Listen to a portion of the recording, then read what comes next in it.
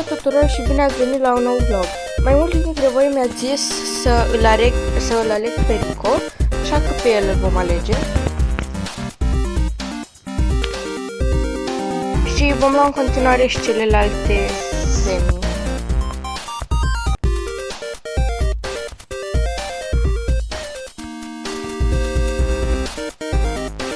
Sunt câteva.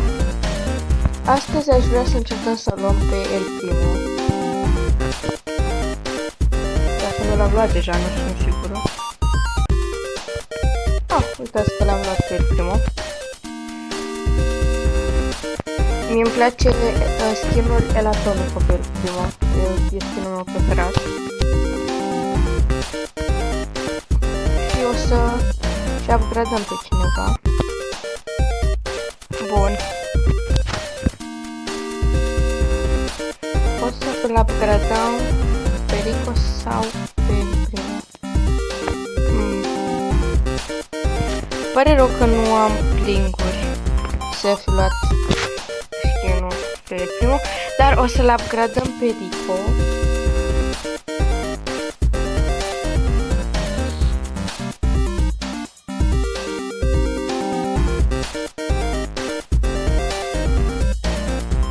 I-am luat și un gadget. Bun, acum vom juca un meci cu Rico. Vom juca solo showdown. Să începem.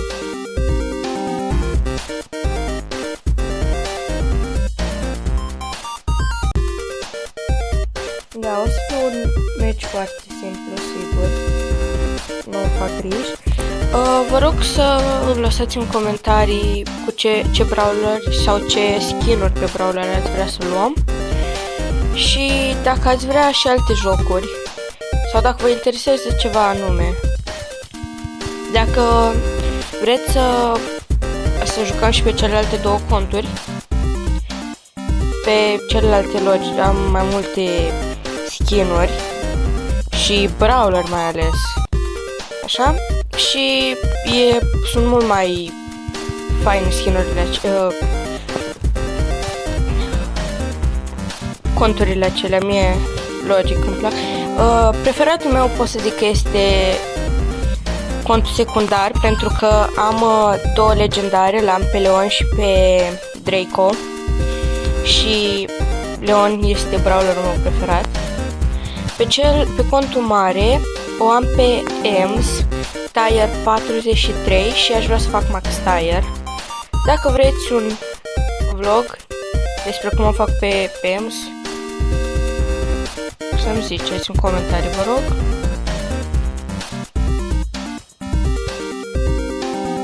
Cum am zis, a fost un meci foarte simplu. O să mai jucăm în continuare cu Rico. Poate terminăm mai multe quest-uri în același timp.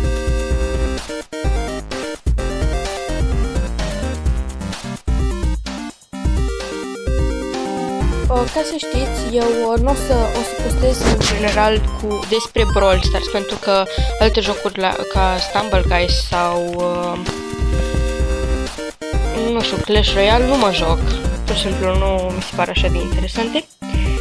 Dar o să fie și vloguri despre alte subiecte, cum ar fi, nu sunt eu în vacanță, o să pot face daily vloguri. Da. Și chiar aș vrea să îmi ziceți dacă vreți să cumpărăm un anumit skin.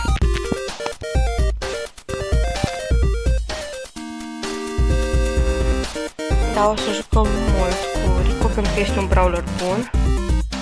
Și avem și multe quest-uri de făcut.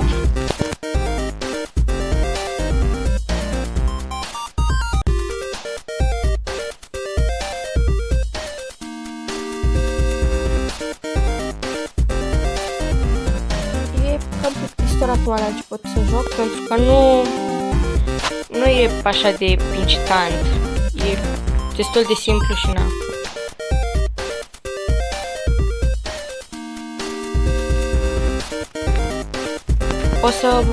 O să încerc să filmez cât de mult pot, pentru că peste 2 săptămâni eu voi pleca în tabără Și o să fac câteva vloguri, pentru că acolo o să facem diferite activități care sunt de obicei foarte faine, că eu am mai fost în tabără.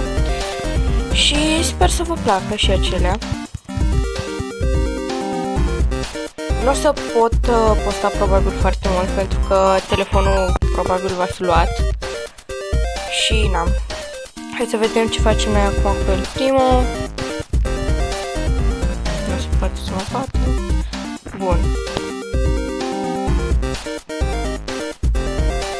Contul se numește Frații FSN pentru că uneori o să se mai joace și fratele meu și o să mai posteze și el, dar în principal eu o să fiu cea care postează.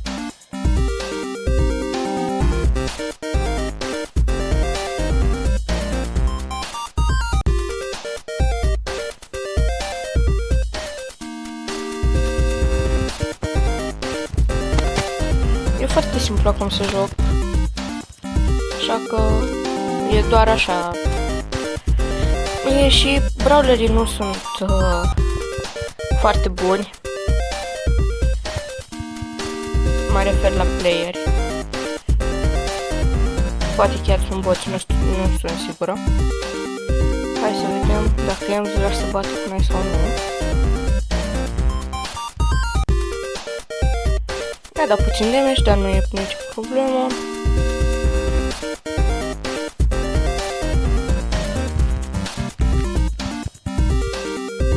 Am omorât-o și pe Jessie. Mi-a fost frică că o să mă omoare ea și cu tureta ei. Oare cu cine suntem acum? Nu-mi place când stau în bușuri sau pe margini.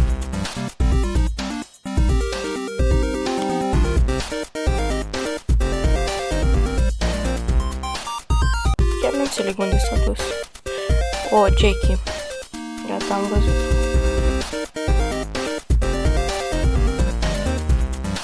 Ea mă atrage lângă ea. Nu înțeleg de ce se duce în zonă, dar mă atragea lângă ea ca să, probabil ca să mă omoare, dar nu înțeleg de ce se duce în zonă.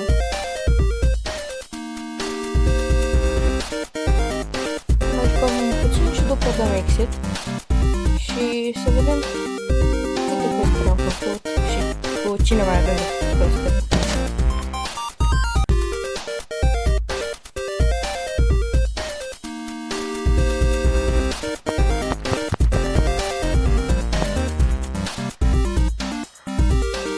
Nu înțeleg de ce nu am net.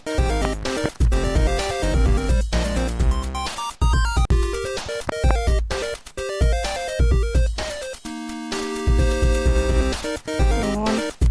Eu vreau să mă bat cu ceilalți. Nu vreau să iau numai power cube-uri.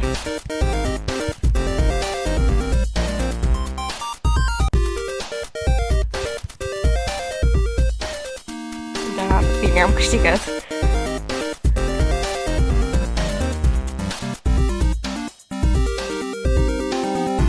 Acum o să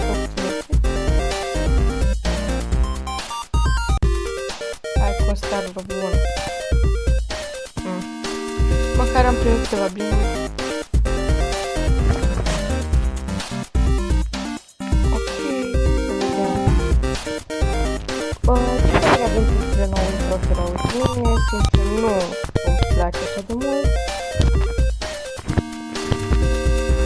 Dar e ok. Să vedem acum ce brawler.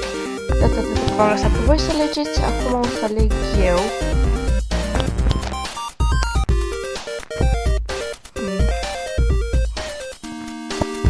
O să îl iau pe Gasta.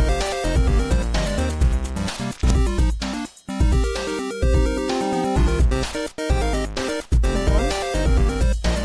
Să luăm și câteva credite.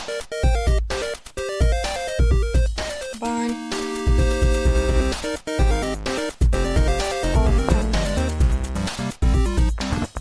Ia să punem și un cod.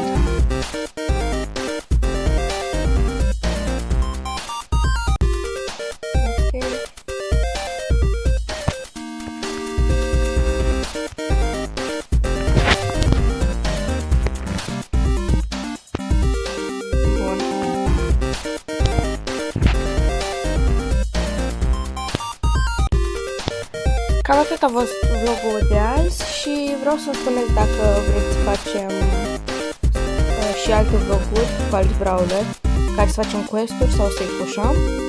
Și să ziceți în comentarii dacă vreți să-l pușăm pe el primul până la tier 10. Pa! Pa!